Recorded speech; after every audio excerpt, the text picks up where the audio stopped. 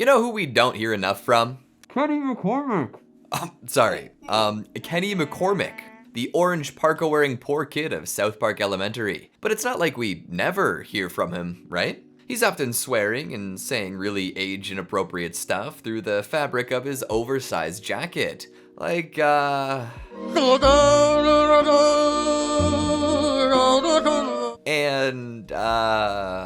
What the hell is going on, you guys? Okay, those probably aren't the best examples of young Master McCormick speaking aloud. It's tough when you're always dying gruesome deaths in front of your peers, right? The extra muffling from his iconic parka is just the icing on the hard-to-understand cake. Kenny is one of the most beloved characters from the show for many reasons. His lack of clarity while speaking is just one of them. That muffled tone makes it all the more exciting when we can actually hear what he's saying though. It's a veritable event when Kenny can express himself to the world. So we here at ChannelFrederator thought it might be fun to catalog every instance of Kenny speaking loudly and clearly all in one video. Let's get into it. For the first 2 and a bit seasons, Kenny couldn't be heard very clearly at all. He was always adorned in his orange parka, zipped all the way up, and therefore he was muffled. Those paying close attention could piece together what the young lad was saying, but it took a fair bit of focus and determination, and usually it was just swears.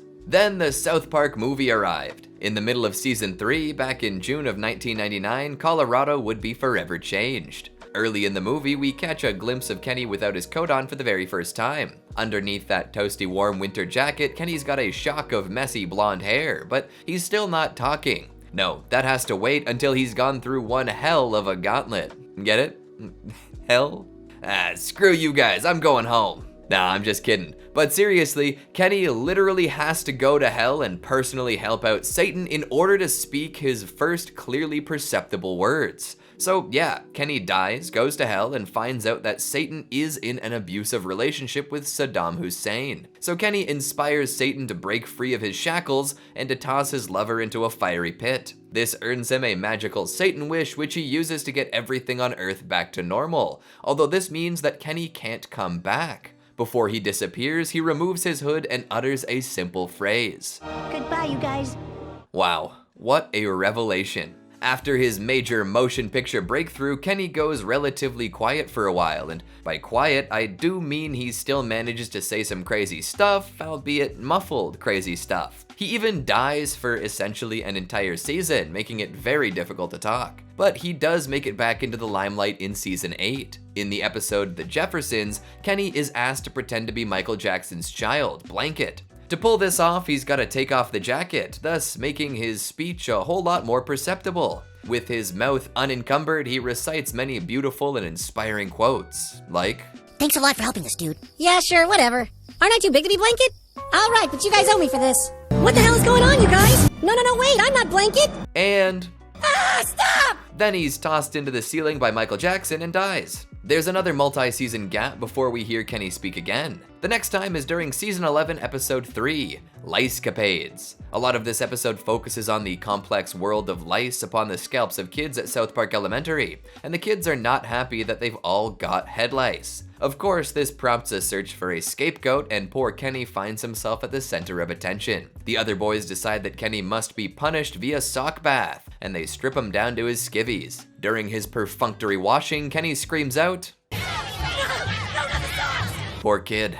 Now, the next time we hear Kenny speak clearly is a fascinating one, and one that could possibly define him as a character. We don't even know that it's him at first, but with the power of hindsight, which we'll learn about later, we can see Kenny clear as day. In season 13, episode 2, the boys of South Park start up a wild superhero LARP. Well, it's roleplay for most of them anyways. But for Kenny, aka Mysterion, it's a deadly serious matter of life and death. We first meet this caped crusader atop a Walgreens, talking with Eric Cartman's alter ego, the Coon. Here, he says, I might be Craig, and then again I might not be.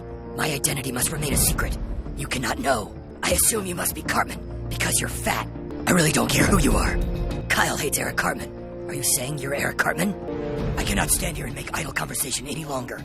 The city needs my help. The next time we hear Kenny put on a gravelly voice is during a cliché noir superhero voiceover. I could no longer sit by and watch as my city became a cesspool of crime.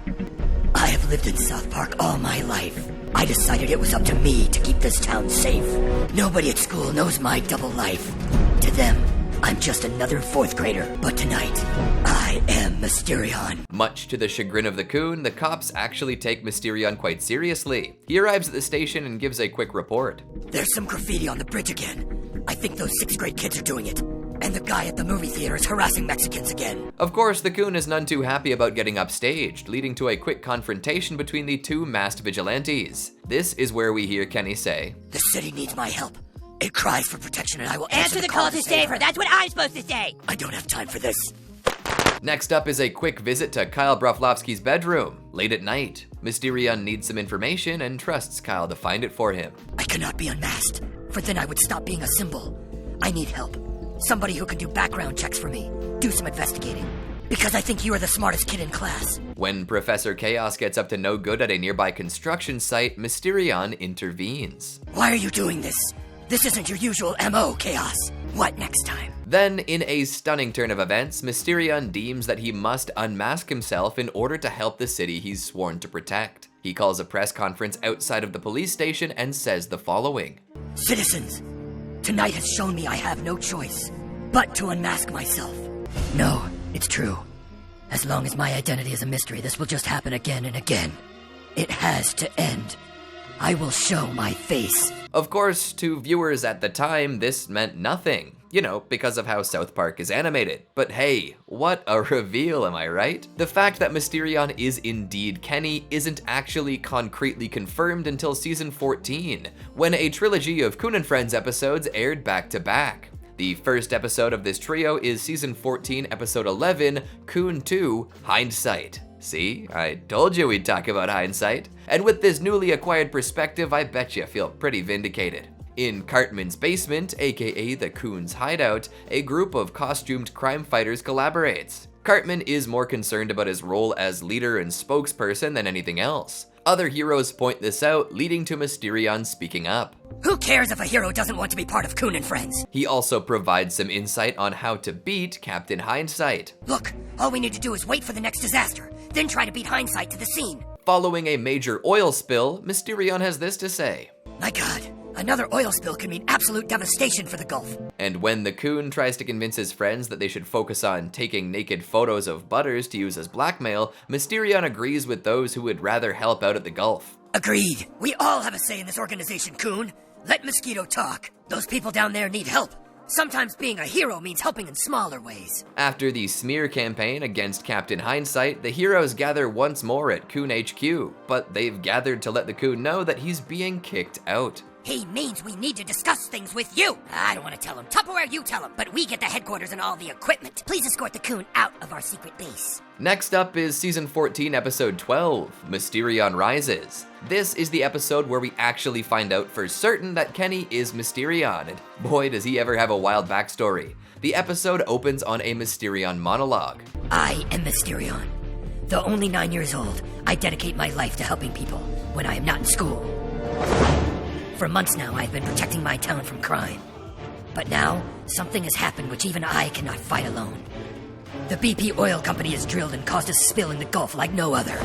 The president of BP apologized, but they drilled again and tore open a portal into another dimension. Creatures from that dimension are now wreaking havoc in the Gulf. BP tried to solve the problem by drilling on the moon, but instead they caused the Dark Lord Cthulhu to emerge.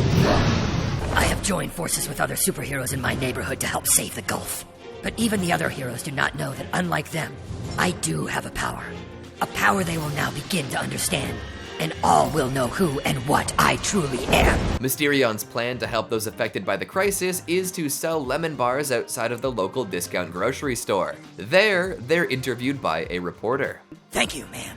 We believe that every little bit helps Mysterion, because it pisses Cartman off beyond belief. And I find that extremely funny." While discussing Cthulhu, Mysterion says, "I don't know, but I think we better find out."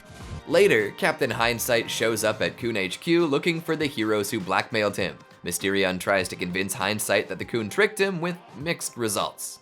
"Not Cartman. Whoever did this to our base was looking for something. Chaos, why did you take those pictures? Hindsight, that isn't Courtney Love. Our former member, the Coon, tricked you. Please, sir, put down the gun. Then do it. Pull the trigger, Hindsight. If you don't believe us, then you don't have a choice. Pull the trigger, you pussy. You guys go. I'll deal with this prick. I said it's fine. Just go. Hindsight sticks around and laments about the so-called curse of his powers. This ticks Mysterion off, who launches into an explanation of his powers. Immortality, but with a twist. People need you, Hindsight. Without you, they feel helpless and stupid. You think your power is a curse? Let me tell you something about curses, buttlicker. Because there are some superpowers that make yours look like nothing. Trust me, I know. I can't die. I've experienced death countless times. Sometimes I see a bright light. Sometimes I see heaven or hell. But eventually, no matter what, I wake up in my bed, wearing my same old clothes. And the worst part, nobody even remembers me dying. I go to school the next day, and everyone is just like, "Oh, hey, Kenny." Even if they had seen me get decapitated with their own eyes. You want to whine about curses, Hindsight? You're talking to the wrong fucking cowboy. Then Mysterion appears during a BP commercial, getting a massage and hanging in an alleyway. What should I do? Should I forget about the past and not care about my powers? Maybe I should just disappear. While researching the cult of Cthulhu with some other superheroes, Mysterion discovers that his parents were involved in some shady stuff back in the day. He even defaults to his normal, not Batman-y voice. I'm fine. So these people have been waiting for Cthulhu a long time. What?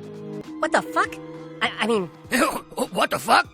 He goes to ask his parents about their involvement in this cult, ending up in their bedroom. I'm not here about that. 10 years ago, you were arrested for being in some kind of cult. Mysterion, what is the cult of Cthulhu? What happened at those meetings?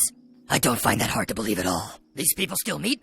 Where? Mysterion and a couple other heroes investigate further, finding a group of cultists in a local basement. They also learn that goth kids love Cthulhu. There must be clubs like this all over the world. Makes sense. Unrelenting despair in 1,000 years of darkness sounds pretty goth. Mysterion finds some goths in an alleyway and demands to know more before getting stabbed. What does it mean?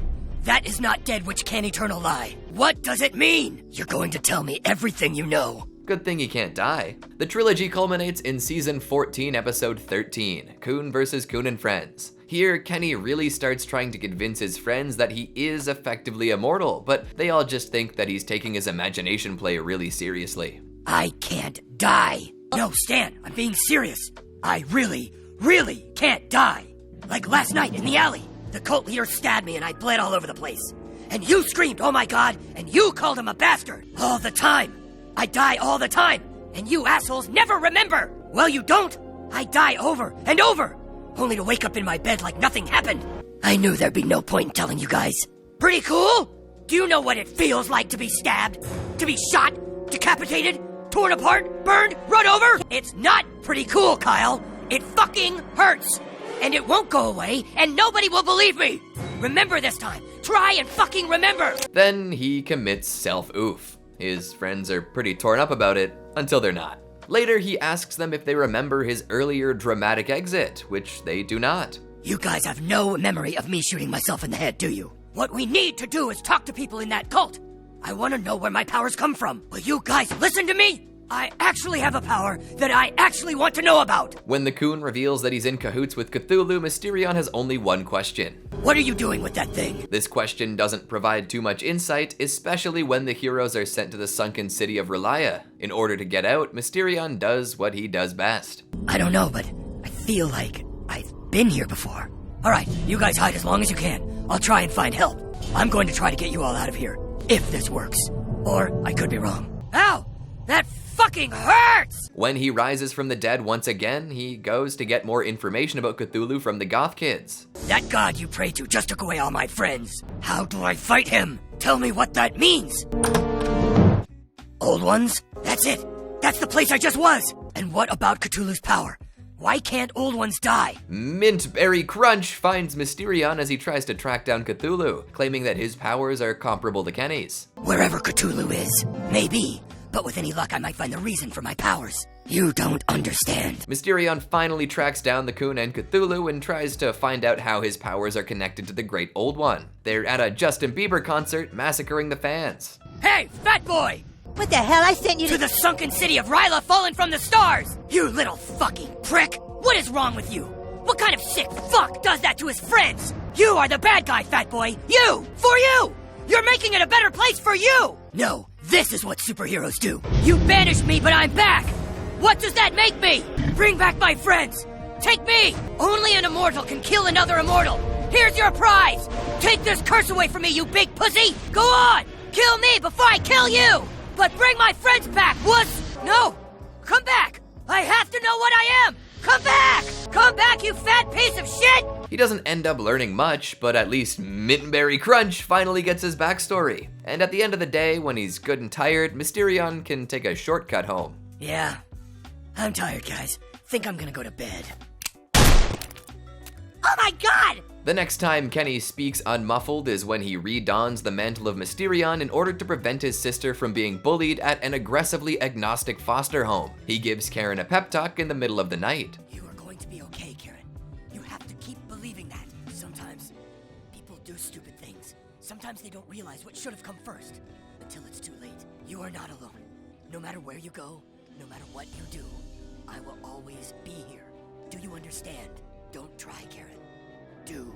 Pep talks rarely make huge changes though, thus Mysterion's gotta do some ass kicking. How about you find another little girl to pick on? Karen McCormick is off limits. Do you understand? Make sure everybody in this school knows. Interestingly enough, the next time we can clearly hear Kenny speak is when he's dressed up as a different superhero. This time it's Iron Man. He and the other boys go trick-or-treating as members of the Avengers, and Kenny can be heard from behind his mask, although it is through a robotic voice modulator. Better than muffling his voice, I guess. What's going on, Kyle? Trick or treat. Stan and Kyle, you take the back entrance. Carmen and I will block him from the side. Things go a little sideways when they witness a murder at a convenience store though. Dude, this, let's bail. Yes, we saw their faces. Yeah, Stan? Mysterion returns in season 21, episode 4, when Professor Chaos starts sharing fake stories about the Coon and Friends on Facebook, interfering with their plans to star in Netflix originals. Mysterion has an idea. Zuckerberg is the key. He's the only person who can shut down Facebook. Later, when discussing the Coon and Friends cinematic universe, Mysterion negotiates his role. And then how come I have to have the video game? I want a movie too. He just likes this plan because he gets 2 movies in phase 1. Yeah, we'll make way more money on our franchise. 2 seasons later, Kenny's unmuffled voice can be briefly heard. However, it's from within his own thoughts as he pretends to be a dying fan during a mission to steal some of Tom Brady's poop. Why did I agree to this? I don't even have a machine to play Fallen Order on. The most recent unmuffled Kenny quote technically comes from Kenny, but it's Kenny from another universe. The Panderverse, to be more specific. Or I guess you could even call it Universe 216-B. In Cartman's dream, he finds his friends waiting at a bus stop, but they're all played by diverse women. Kenny says something incredibly in character, regardless of his change in appearance. Tammy Mullins has sweet fucking knockers. Cartman actually does end up being transported to Universe 216-B, where he's the only little white boy among a class of diverse women. But the stuff they talk about is pretty much the same as usual. 216-B Kenny then says, I'm sorry, she hypnotized me. But don't worry, 216-B Kenny also dies. And that's it. Every single time we can hear Kenny clear as day, unencumbered by his sweet parka. Of course, there are a whole lot of Mysterion quotes from the Fractured Butthole video game, but we don't necessarily have time to go through all those right now. So what did you think? There's not actually all that much to discuss, considering how far and few between these Kenny quotes actually are. Still, there are some very memorable moments littered in here. What's your favorite Kenny moment? Is there a quote that sticks out to you? Make sure you let me know down in the comments and subscribe to ChannelFrederator for more like this. Thanks for watching, and remember, Frederator loves you.